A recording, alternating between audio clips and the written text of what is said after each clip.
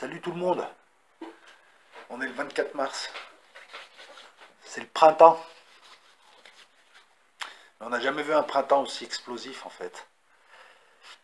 La situation en Syrie, on va y revenir. Les élections en France, pareil. La crise en Ukraine, parce que là les combats reprennent, hein, sporadiquement, mais ils sont en train de bien reprendre. L'encerclement de la Russie, il y a de plus en plus de troupes françaises, anglaises, qui vont stationner en Estonie, en Pologne. Il y a des chars Leclerc, il y a des avions. Il y a quasiment une brigade américaine. En fait, ils installent petit à petit les pièces qui accueilleront, au cas où, plus de troupes, puisque ces armées-là, elles sont là pour préparer le terrain. Hein, c'est pas avec une brigade que tu vas arrêter l'avancée russe ou que tu vas attaquer la Russie. Problème de terrorisme aussi. Il n'y a pas une journée sans qu'il y ait une attaque. C'est fou parce qu'ils nous présentent ça souvent comme l'œuvre de déséquilibré. On n'a jamais vu autant de déséquilibré. Mais tous les jours, il y a une attaque. Ben, là, dernièrement, à Anvers, Londres. Mais bon, il y a des tentatives d'attaque. Il y a des choses qui sont déjouées. Il y a des arrestations. Donc c'est devenu quasiment quelque chose de permanent, de quotidien, le terrorisme, avec des attaques régulières, une crise économique, des populations en surchauffe, divisées, en colère, énervées, qui se mettent à, elles aussi à s'exprimer de manière violente quelquefois, comme en Allemagne. Une économie mondiale à bout de souffle. On est totalement dans le déséquilibre. C'est à se demander même si... enfin, c'est même pas à se demander, c'est les plus grands bénéficiaires de l'écroulement économique sont les gens qui en bénéficient là, de cette économie. Et qui voient qu'elle est arrivée en bout de souffle, il faut détruire et repartir. C'est ça le capitalisme. À la fin, il y a toujours une purge. C'est une équation déséquilibrée. Donc à la fin, il faut toujours qu'il y ait une guerre, quelque chose qui purge. Donc là aussi, c'est l'un des éléments qui crispe les relations internationales actuelles, qui crispe le climat, qui crispe tout. Le réchauffement climatique, réel, avéré, supposé, est-ce qu'il y a une pause ou pas? Alors attention, on va me parler du GIEC, on va me parler de choses incontestables, de ma fenêtre qui me fait chier d'ailleurs, qui vient de s'ouvrir, excusez-moi.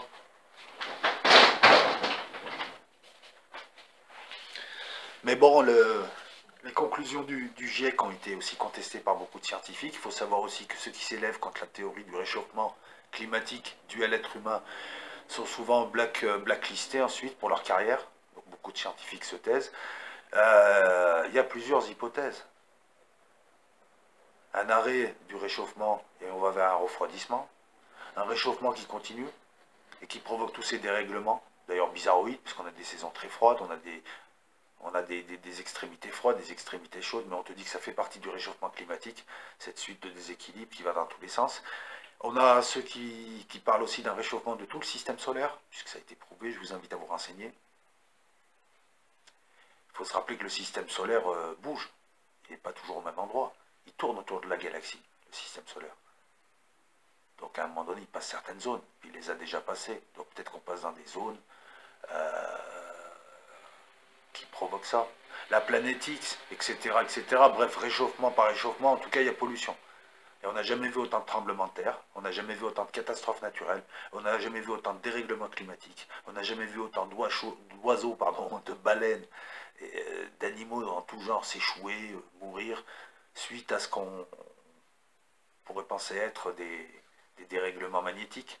Ça fait penser à la magnétosphère, ça fait penser au chemtrail. Alors je ne dis pas que c'est la version, mais il y a une version qui dit qu'il y a effectivement de la rétro-ingénierie. D'ailleurs c'est connu, hein, je veux dire, maintenant c'est à peine caché qu'il y a de la rétro-ingénierie qui se fait dans le ciel et que c'est pour lutter contre le ralentissement et la baisse de la magnétosphère terrestre. Provoquer, la Terre est une dynamo provoquée par sa rotation qui se ralentirait, enfin il y aurait quelque chose qui provoquerait, ou peut-être l'inversion des deux pôles qui provoquerait l'affaissement de la magnétosphère à un point zéro, où là on est livré à l'héliosphère, on est livré au soleil, on est livré aux particules de haute énergie, on est livré à tout un tas de saloperies qui peuvent nous cramer. C'est peut-être ça les 3 jours de ténèbres, où il faut se cacher, ne pas aller à la lumière du soleil, parce qu'on meurt instantanément. Peut-être ça. Et donc cette magnétosphère, ces chemtrails, comment dire tout ça, indiquerait un reset, hein, une remise à zéro. Enfin bon, voilà, il y a tout un tas de versions. Ça ne sert à rien de rentrer dans les histoires de réchauffement climatique, de pollution dans le détail.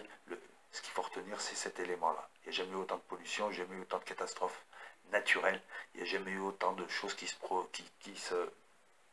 qui apparaissait à l'échelle de la Terre. C'est comme si la Terre rejetait tout ce qu'il y avait là. Elle en avait marre. Voilà. Les USA en décomposition, mais bien sûr, depuis qu'il y a Trump, on assiste quand même à un découpage des USA et quelque chose de violent avec certaines personnes qui ne veulent pas reconnaître son élection et qui passent leur temps à relever le moindre détail, à le monter en épingle. Au niveau de la population, c'est pareil, on sent un climat de décomposition. Il faut se rappeler que pas mal de prophéties annoncent l'implosion des USA.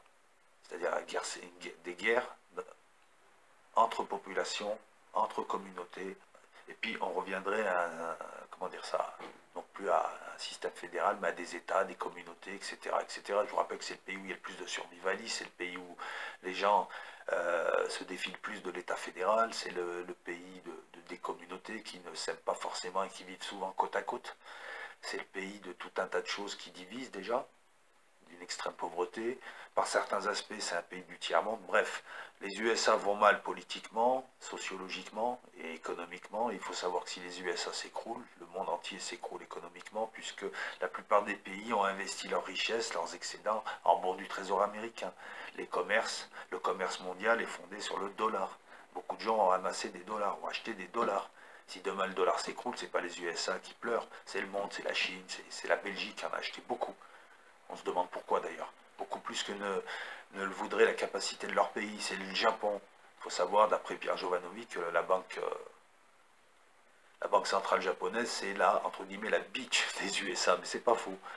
Voilà, les USA ont utilisé la planche à billets depuis, on va dire, un certain nombre d'années, une cinquantaine d'années, pour faire tout ce qu'ils voulaient faire. Notamment des guerres, alimenter un empire, alimenter une armée, etc. Là, on arrive à un point où ils vont se décomposer, donc tout peut s'écrouler. Donc vous voyez autant d'éléments qui indiquent que l'été à venir, enfin même le printemps d'ailleurs, même dès maintenant, mais l'été à venir risque d'être chaud, et certains d'entre nous, moi le premier, ont supposé, ont pensé, ont prédit, vous utilisez le terme que vous voulez, qu'une guerre allait, tout aller vers une guerre, tout aller vers des affrontements, mais pas une guerre dans le sens où on entend deux États qui s'affrontent, non. Ce serait un mélange de choses, de catastrophes, de troubles dans les pays et de différentes guerres. Et la première commencerait au Moyen-Orient. La situation aussi, c'est simple. Hein. Là-bas, vous avez tout. C'est la guerre de tous contre tous. C'est pas moi qui l'utilise, c'est la presse. Or, la guerre de tous contre tous, c'est ce qu'on appelle les guerres de Gog et Magog. Ça démarre dans une guerre classique et ça évolue de telle manière que le monde entier se retrouve enlisé là-bas.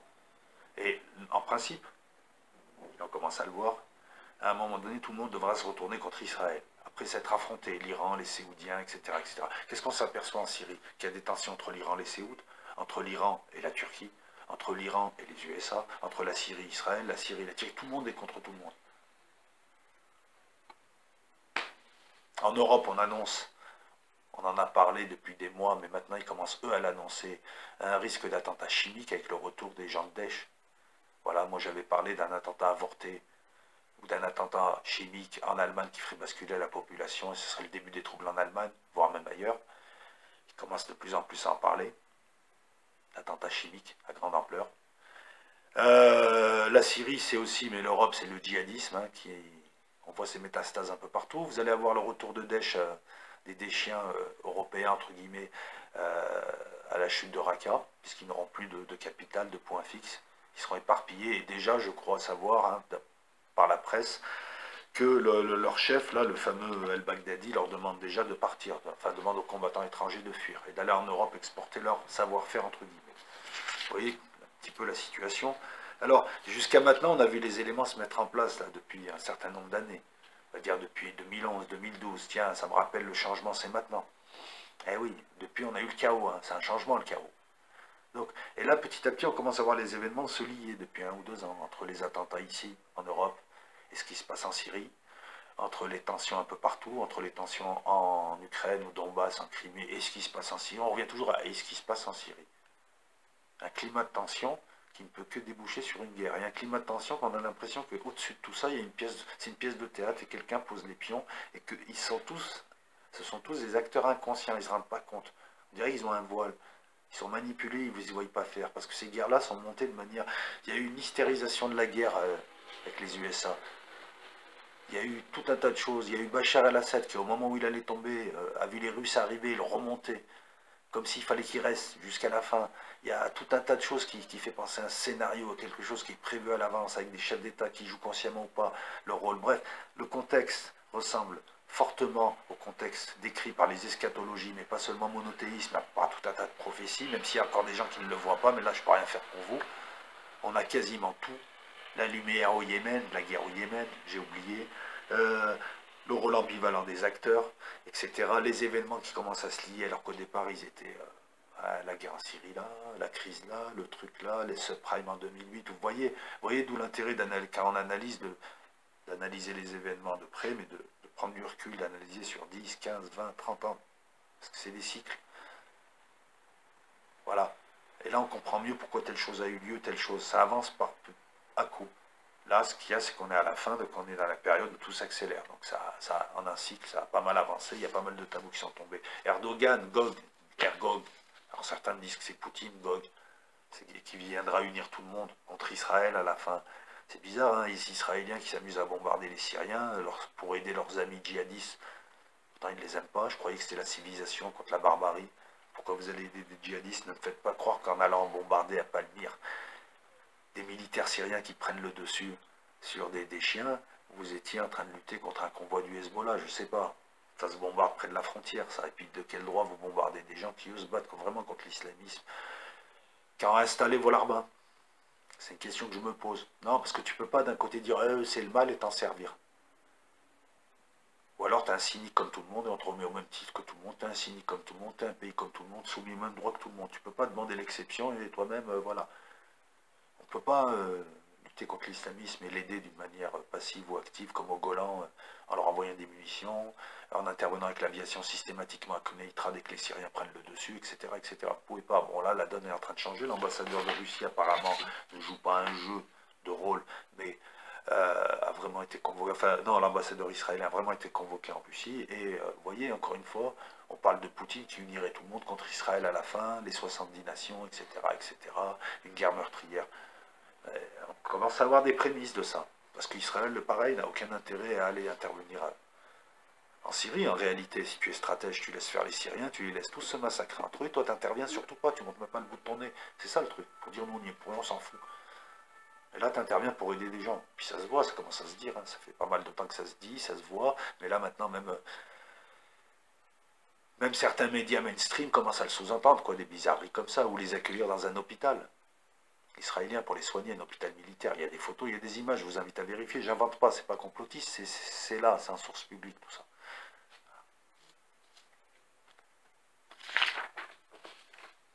Et tout est là, tout est là. On a tout. On a aussi les larbins, les lâches, ceux qui ont vendu leur population, les acteurs, ceux qui manipulent, les personnages non-joueurs. Bachar al-Assad, c'est le personnage non-joueur qui ne veut pas partir. Les vrais acteurs, c'est à la limite, j'ai envie de dire, c'est ceux qui manipulent toutes ces pièces, ces forces de destruction qui doivent détruire dans le cadre d'un processus plus global qui nous dépasse, qu'on juge en bien et en mal. Voilà. Mais j'ai aussi envie de dire, c'est un futur qui est proposé. Mais on a oublié de lier aussi un événement important. L'humain est créateur, l'humain a une étincelle divine, appelez ça comme vous voulez, il est créateur, il peut créer son propre futur. Et ce qu'on oublie de dire, c'est que de tout temps, ils essayent de nous influencer par les médias, vous voyez la mémétique, le mimétique, des idées essayent de nous habiter. Là, c'est pareil, c'est des influences qu'on nous donne pour qu'on crée ce futur. Donc en parlant de ça, moi-même, je crée un futur, je donne de l'énergie à un futur potentiel, ce futur potentiel qui permettrait aux mêmes de rester. Et il faut se rappeler aussi une chose, c'est qu'il y a des catastrophes climatiques et autres qui devaient arriver, parce qu'il y a un nettoyage qui se fait à deux échelles, quoi. Eux essayent de profiter d'un grand nettoyage astral, cosmique, énergétique. En ce moment, depuis quelques années, nous avons les deux énergies qui s'opposent, qui sont là et qui s'élèvent en fréquence. Voilà pourquoi il y a tout un tas de cataclysmes et de désordres. On peut aussi l'analyser comme ça. L'humain est un créateur, l'humain peut aussi créer un autre futur. On peut ne rien avoir demain, tout se dégonfle. Mais est-ce qu'on sera assez pour penser comme ça? Et il est là aussi le combat sur un autre plan. Si on pense tous à un autre futur, il n'y a plus de guerre, il n'y a plus rien, on s'en sort. Après, il y a des catastrophes naturelles qui sont cycliques, qui sont régulières. Il y a un nettoyage énergétique. Et suivront ceux qui peuvent s'élever, les autres ne viendront pas. Certains me parlent de réincarnation et me disent qu'il y aura un filtre, que ces gens-là, ces entités, ces mauvaises énergies ne pourront pas passer le cap supérieur. Donc voilà pourquoi elles essayent un maximum d'inventer un autre futur pour nous emmener dedans, pour nous garder prisonniers à cet étage. Je vous ai toujours parlé de passage. On est en train de... C'est un passage qu'on est en train de faire. Et eux, ils veulent nous garder parce qu'ils Ils ne vivent que grâce à nous. Donc vous voyez, attention, moi je pose un contexte, je donne un futur possible, le plus probable parce que, bon, ben, vu comme l'humanité a été travaillée au corps et en esprit, je ne vois pas des milliards d'humains s'éveiller d'un coup, même si beaucoup s'éveillent, est-ce que ça sera suffisant? C'est une course contre la montre. Et ils s'affolent aussi. Voilà. Regardez en France, bizarrerie. J'ai jamais vu un président de parti se faire lâcher par son parti dès le début, voire même la faire venir de son parti. Je parle de Fillon, qui devait gagner l'élection. J'ai 47 balais à chaque fois, au moment des élections, ou avant, en tout cas je connais un peu la politique. Même s'ils se détestent, ils s'unissent tous, parce qu'ils savent que si Fillon est président, ils auront tous des postes. Ben là, dès le départ, on lui a lâché une affaire, on l'a lâché, on a voulu le couler. Alors qu'il était, qu'il était prévu pour gagner l'élection. Vous voyez, Marine Le Pen, elle a été invitée par le Time à New York, maintenant elle est au Kremlin. C'est comme si le système l'adoubait. Parce qu'il veut s'en servir, c'est pas qu'il l'aime bien. Pendant longtemps, il lui a refusé l'accès. Là, il est en train de l'adouber le système. Ce sera elle qui sera présidente. Mais après, ils vont lui faire quoi? Parce qu'ils ont l'habitude, après, ils se servent d'un pion. Ouais. Peut-être qu'elle va leur servir à monter au pouvoir pour qu'ils puissent créer des troupes, pour qu'ils puissent créer des troupes dans le pays, etc., etc. Ce qui pourrait entraîner une intervention ONU, etc. Parce que ce sera des vraies troupes, comme le Kosovo. Est-ce qui pourrait entraîner une guerre avec la Russie? Ce qui pourrait entraîner, voyez, ils essayent aussi. Comment se fait-il qu'ils aient lâché Fillon? Alors que Fillon, il gagne les élections les doigts dans le nez. En plus, ce qu'on lui reproche, tout le monde le fait en France, tous les députés. C'est honteux, les gens qui parlent comme ça, ils le font. Alors ils détournent, ils sont malins, ils ne mettent pas leur fils ou leur fille, ils mettent un attaché parlementaire et puis ils se débrouillent, quoi. Ils lui donnent une petite somme, ils récupèrent le reste, etc. Voilà. Et c'est pas vraiment du vol, c'est juste essayer d'avoir un maximum de thunes pour être à l'aise dans son rôle de représentation. Mais ce qu'on lui reproche, on pourrait le reprocher à tout le monde. Or, il le reproche à lui et au niveau européen, il le reproche à Marine Le Pen. Mais encore, l'affaire sera tassée. En Allemagne, c'est la tension. Après avoir reçu 1,5 million d'immigrants en 2 ans, bon ben, les Allemands sont un petit peu en tension. Surtout qu'il y a eu des attentats depuis, des viols, tout un tas de choses. Bon, c'est une minorité de migrants, on est d'accord. Mais le but, c'était pareil. L'un des buts de la guerre de Syrie, ça a été aussi de créer des migrants, qu'on a lâchés 2-3 ans après, alors qu'ils étaient en Turquie. Lâchés par Erdogan, qui joue aussi son rôle. Alors lui, il s'est brouillé avec tout le monde, parce qu'il n'a pas compris qu'il devait jouer un rôle et fermer sa gueule. Il a cru qu'il était important. Vous voyez, c'est un type de second plan. Il était dans le deuxième cercle. Pas le personnage non joueur, mais il n'était pas acteur. Et il s'est vu acteur. Et à un moment donné, ils sont en train de lui rappeler. Là, il les emmerde. Mais il fait chier tout le monde. Il est là que parce que la Russie, finalement, se sert de lui maintenant. Donc ces faits divers, est-ce qu'ils vont se lier? Est-ce que ça va s'accélérer? Parce que ça peut s'accélérer en 15 jours. Hein. En 14, 2 mois avant, personne ne pensait qu'il y aurait une guerre de 4 ans meurtrière. En 39, c'est pareil. Hein. Il y avait plus de tension. Nous, on a un pouvoir créateur. Hein. On a un pouvoir d'analyse, on a un pouvoir créateur. On peut changer. Mais il faut être tous unis. C'est pas possible. C'est démagogique de dire ça. Réunissons-nous. Beaucoup de gens sont endormis. Je les juge pas, hein, je veux dire, je constate. Voilà, vous avez ces deux types de fréquences énergétiques, ceux qui se réveillent et qui peuvent changer le cours de l'humanité, même si elle va passer par un cycle de catastrophe, parce qu'on arrive à la fin d'une grande année de 26 000 ans, de 12 ères astrologiques de 2160 ans, le zeptépi égyptien, comme on le dit, qu'il faut passer par des catastrophes. C'est une sorte de filtre énergétique, il y a quelque chose. D'ailleurs, on assiste à une montée en fréquence, même la Terre est montée en fréquence, elle tourne à 13 Hertz, 13, le chiffre de Jésus, le 13 or, etc., etc. Bon, je vais éviter de trop lier dans cette vidéo. Voilà, comment agir par la pensée, le verbe, et refuser ça, de se dire que c'est pas inéluctable. Parce que là, c'est très simple, hein, guerre de Gog et Magog se rapproche d'Israël. Israël continuera à bombarder, les Syriens vont répliquer, ça va se battre, il y aura l'Union, les Iraniens, les Saoudiens vont se battre contre les Iraniens. Si vous voyez que l'Iran se bat contre les Saoudiens à l'été, c'est que tout est parti. C'est que c'est ce futur-là qui est enclenché. Et là, ça va être dur de le récupérer. Mais jusque-là, il n'y a rien de fait. Mais ça sera le déclencheur, cette guerre, qui après débordera, et puis après ils s'uniront, et puis ils vont se dire, tiens, si on allait faire un tour du côté de Tel Aviv va appeler tous ses amis. Donc vous aurez, etc. Rorschach le décrit très bien, ce futur probable. Voilà. Donc voilà, c'est le printemps. C'est peut-être le dernier printemps de ce qu'on appelle notre monde, le monde dans lequel on vit, avec Internet, tout ça. Peut-être qu'au prochain printemps, il n'y aura plus d'Internet, rien. Et puis moi, j'aimerais bien me tromper. Donc voilà, donc il y a tout un tas de choses que je pourrais dire encore. J'ai parlé de cataclysme, et je parle de gens bien informés, de riches, de gens bien informés qui s'enfuient. Bizarrement, tout le monde part dans l'hémisphère sud, à croire que ça va se passer dans l'hémisphère nord essentiellement. Ce qui n'est pas faux. C'est là où il y a le plus de gens, c'est là où auront lieu les guerres, c'est là où auront lieu les radiations, parce que qui dit guerre dit utilisation du nucléaire tactique, c'est-à-dire des petites bombes atomiques qui pourront raser une ville, mais bon, la ville, ça va aller, quoi.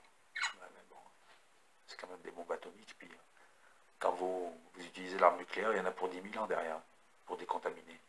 Et puis ça tourne, il y a les vents dans tout l'hémisphère sud, qui ne sont pas les vents de l'hémisphère nord, qui ne sont pas les vents de l'hémisphère sud. Peut-être voilà pourquoi beaucoup de gens vont au Brésil, au Paraguay, achètent des terres en Argentine, en Nouvelle-Zélande, en Afrique du Sud, etc. etc. Voilà, donc c'est le printemps, tout peut s'accélérer, j'aimerais bien me tromper. Si au mois de septembre, vous ne voyez rien venir, ben, c'est que le futur aura été changé, ou peut-être même qu'on s'est trompé tout simplement, même si là, on fait de la prospective, hein.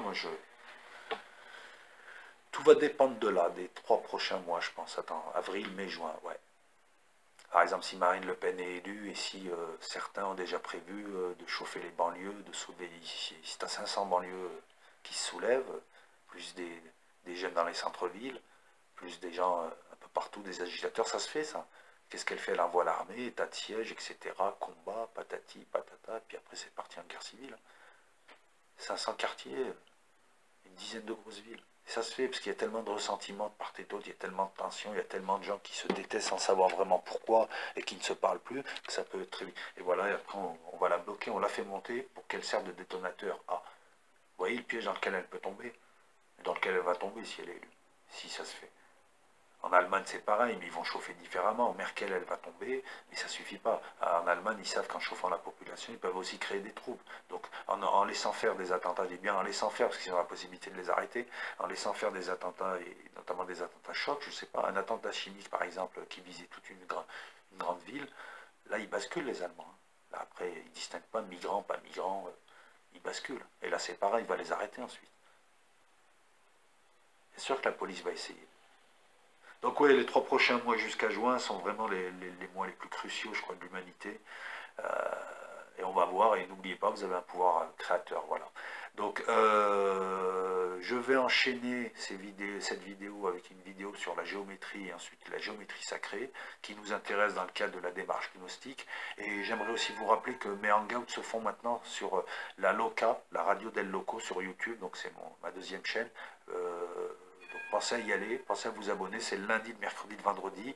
Je me répète encore, mais c'est pas grave pour les nouveaux arrivants. Donc c'est le but de la radio, c'est de faire participer tout le monde. Donc tout le monde peut intervenir et faire sa petite émission d'1 heure, 1 heure et demie, et parler de ce qu'il veut. J'interviens aussi en faisant des émissions. Je mets aussi de la musique, mais ça reste pas. Et ensuite, je retravaille un petit peu les hangouts pour en faire des vidéos que je laisse en général sur la LOCA, la radio del Loco.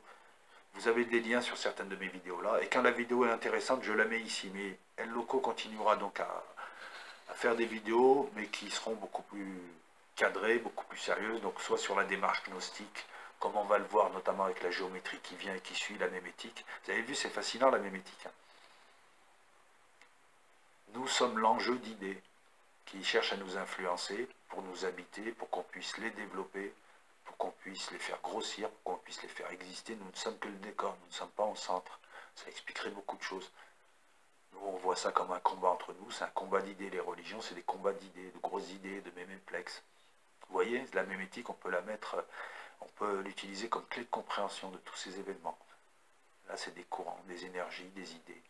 Il faut se rappeler que les idées, en grec, enfin, les daimons, c'était des idées aussi, c'était des énergies, des influences, les daimons, les démons. Et bien la mémétique, c'est peut-être ça aussi, hein, finalement. Peut-être la clé de compréhension de ce qui arrive, de ce qui se passe. On cherche à nous influencer. Quand je vous dis qu'on a un pouvoir créateur, c'est très simple, on a le pouvoir d'appeler des idées et de rejeter certaines idées. Et de faire en sorte que c'est elles et leurs énergies qui sont dans le monde, et qui, par émanation, transforment le décor dans lequel nous sommes. Il y aurait en plus de types de décors. Il y aurait un décor inanimé, la pierre, dans lequel on est, et nous serions un décor de deuxième niveau, un décor animé, un porteur. On retrouve encore cette idée de porteur et d'information. Voilà. Mais nous, jusque-là, on a toujours pensé que le porteur était le plus important, alors que c'est l'information. Donc vous voyez, le pouvoir créateur, on le retrouve là. Il suffit de ne pas penser à l'idée de guerre pour peut-être l'éloigner. Après, c'est une histoire de puissance énergétique. Mais pensez à la mémétique et dites-vous que c'est une théorie très intéressante qui peut expliquer beaucoup de choses, hein, qui donne une clé de compréhension à tout un tas de choses. Voilà. Bon, bah écoutez, à la prochaine vidéo. Je vous remercie, portez-vous bien tous. Et puis voilà, puis abonnez-vous, ça coûte rien, puis c'est toujours sympa. Ciao.